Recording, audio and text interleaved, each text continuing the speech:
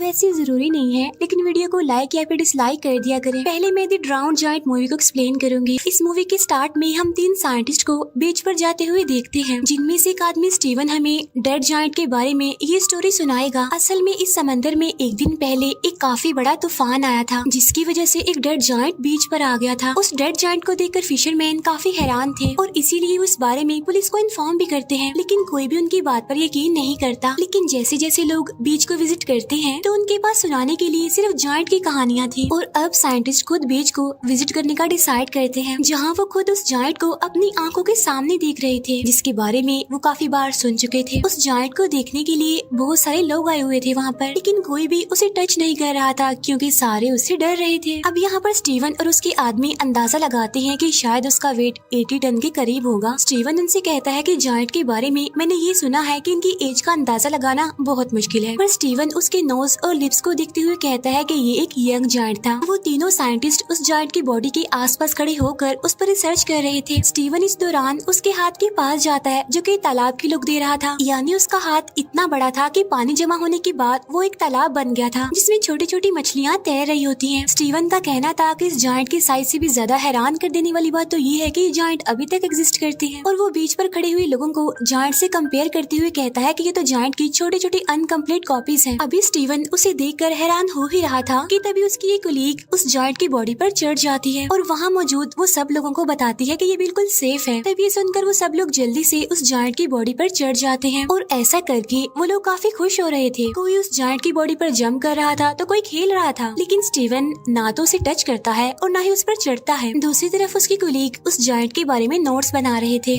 और जैसे जैसे टाइम गुजरता जा रहा था वहाँ उस जायंट से खेलने के लिए लोग कम होते जा रहे थे, क्योंकि सब लोग अपने अपने घर जा रहे थे। फिर 3 दिन के बाद स्टीवन दोबारा यहाँ पर आता है, क्योंकि उसका उस जायंट में इंटरेस्ट बढ़ गया था और उसका दावा था कि उसे इस जायंट पर नजर रखते हुए कोई भी परेशानी नहीं हो रही है, क्योंकि वो जायंट उसके आसपास के लोगों की निस्बत ज्यादा जिंदा था। फिर वो दिखता है कि वहाँ पर कुछ बच्चे जायंट के ऊपर स्लाइड खेल रहे हैं और कुछ आदमी तो उस जायंट को काटने की तैयारी कर रहे थे। तो आज वो जायंट के पास देर तक रुकने का इरादा करता है ताकि जायंट के पास कोई भी ना हो, लेकिन जैसे ही वो जायंट के पास आता है तो वो दिखता है कि जायंट डिके होना स्टार्ट हो गया है और उसका हर एक बॉडी पार्ट काफी अजीब दिख रहा है। अब यहाँ वो जायंट के कान पर एक लड़की को देखता है जो उस जायंट के कान को एज अ चेयर यूज कर रही थी। स्टीवन नोटिस करता है कि जायंट के फेस से उसकी यूथफुल लुक खत्म हो गई है, यानी अब वो जवान नहीं दिख रहा। तब वो अंदाजा लगाता है कि समंदर में बहुत अरसा रहने की वजह से उसके टिश्यूज खराब हो गए हैं, जिसकी वजह से उसकी बॉडी काफी जल्दी खराब हो गई है। स्टीवन जायंट के फेस पर एक इंसेक्ट देखता है जो कि उसके मुंह में जा रहा था। तब स्टीवन सोच रहा था कि इंसेक्ट के उसकी मंजिल तक पहुंचने से पहले ही ये जायंट डिके हो जाएगा और अब स्टीवन बहुत ज्यादा हिम्मत करके उस जायंट के ऊपर चढ़ता है। अब जायंट की चेस्ट पर चढ़ने के बाद वो जायंट की बाजू को देख रहा था जो बिल्कुल डिके हो चुका था और कुछ बचा हुआ पार्ट्स इंसेक्ट्स और बाकी बर्ड्स खा रहे थे। यहाँ अब उसकी आंखों के ऊपर अब एक अजीब सा कवर आ गया था जो कि उसकी आईज को भी एक तालाब जैसी लुक दे रहा था। फिर स्टीवन उसकी आंखों में अपना शेडो देखता है और सोचता है कि इस जायंट के डिके होने की तकलीफ उस तकलीफ से कम है जो उसे तन्हाई ने दी है। इसके बाद वो यहाँ से चला जाता है। फिर नेक्स्ट टाइम जब स्टीवन उस जायंट के पास जाता है तो देखता है कि उसकी आर्म्स और लेग्स डिके हो चुके हैं और अब वो उसकी बॉडी को गौर से देख रहा था, जहाँ पर जायंट की बॉडी की इंसल्ट की जा रही थी और इंसल्ट करने वाले कोई और नहीं बल्कि इंसान ही थे। अब हालांकि ये जायंट भी तो इंसान की तरह का ही एक क्रिएचर था। फिर नेक्स्ट डे स्टीवन जब दोबारा से उस जायंट के पास आता है तो वो देखता है कि उस जायंट का तो सर भी उतार दिया गया है और बर्ड्स और इंसेक्ट्स उस जायंट को खा रहे हैं। अब सर के बगैर उसकी बॉडी इंसानों जैसी बिल्कुल भी नहीं लग रही थी। अब इसी के साथ ही स्टीवन और इस डेड बॉडी का रिलेशन भी कम हो रहा था जो कि इस डेड बॉडी ने बनाया था।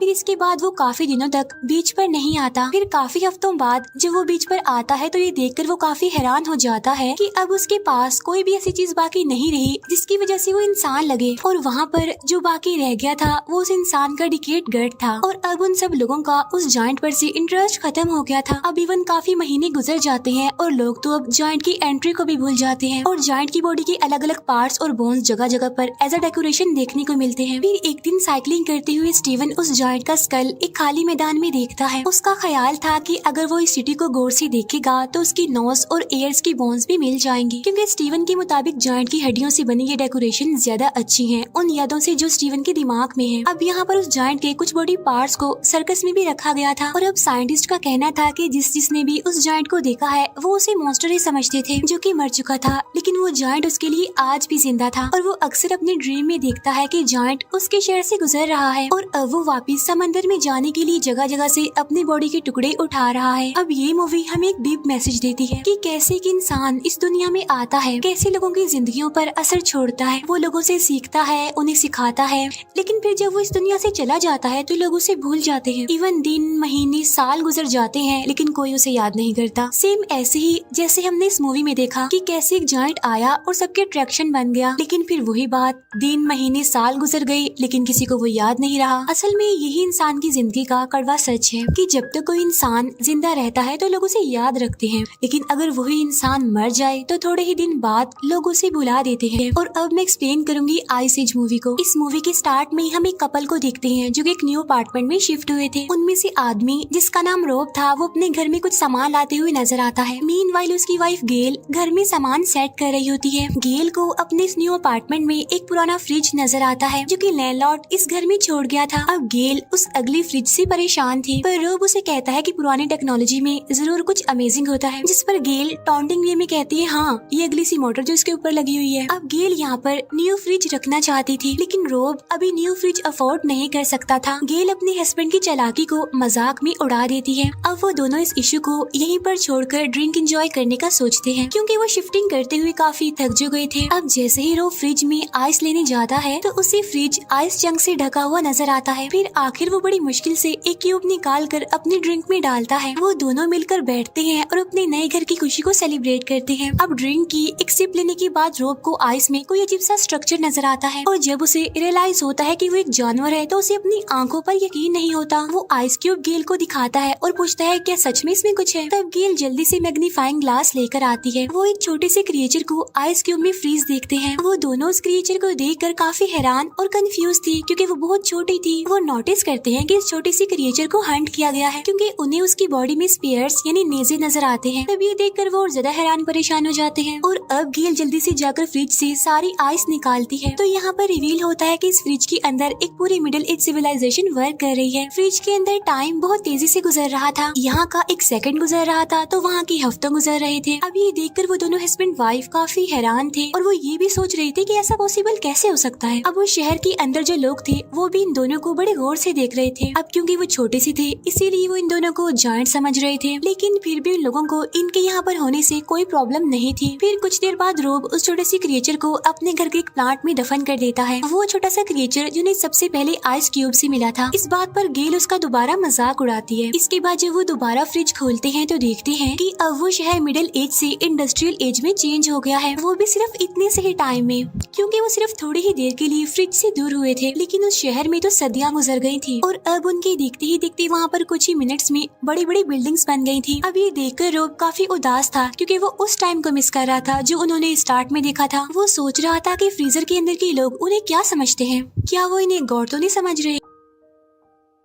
लेकिन तभी वो दो कंस्ट्रक्शन वर्कर को फ्रीजर के अंदर ही उन्हीं के बारे में बात करते हुए देखते हैं। वो कह रहे थे कि हम इन दो पागल जायंट्स को हर रोज देखते हैं और हम उस ब्रोकली को भी देखते देखते थक गए हैं जो गेल के दांतों में नजर आ रही थी। और अब उनके देखते हुए ही वो इंडस्ट्रियल कम्युनिटी मॉडर्न कम्युनिटी में चेंज हो जाती है और वहाँ की सारी बिल्डिंग सुपर स्ट्रक्चर में चेंज हो गई थी। और साथ साथ उन्हें वो छोटी छोटी चीजें उड़ती हुई नजर आती है, जो रोब को लग रहा था कि शायद ये प्लेन्स हैं। और टाइम को गुजरते हुए वो लोग काफी गौर से देख रहे थे। रोब अब इस एज को देखकर सरप्राइज था और सोच रहा था कि अगर ये हमारी दुनिया से रिजेंबल करता है तो इस मॉडर्न एज की बात क्या होगा। और इतनी ही देर में वो वहाँ पर एक लाइटिंग ऑब्जेक्ट को देखते हैं। तब रोब हैरान होता है कि ये क्या चीज है और वो उसे देखने के लिए करीब जाता है। इसके बाद वो जोरदार झटके से दूर गिरता है। अब गेल उसकी हेल्प के लिए उसके पास जाती है और उसका फेस जला हुआ देखती है, जिससे उनको अंदाजा होता है कि वो एक लॉन्चर था और वहाँ पर वॉर चल रही थी। फिर जब वो कुछ सेकंड्स के बाद वहाँ पर जाते हैं तो वहाँ पर सब कुछ खत्म हो गया था। अब वो इस फ्रीजर को बंद कर देते हैं, क्योंकि वो वो इस वॉर को बढ़ाना नहीं चाहते थे। इसके बाद वो लोग पिज्जा ऑर्डर करते हैं, अपने खाने को काफी इंजॉय करते हैं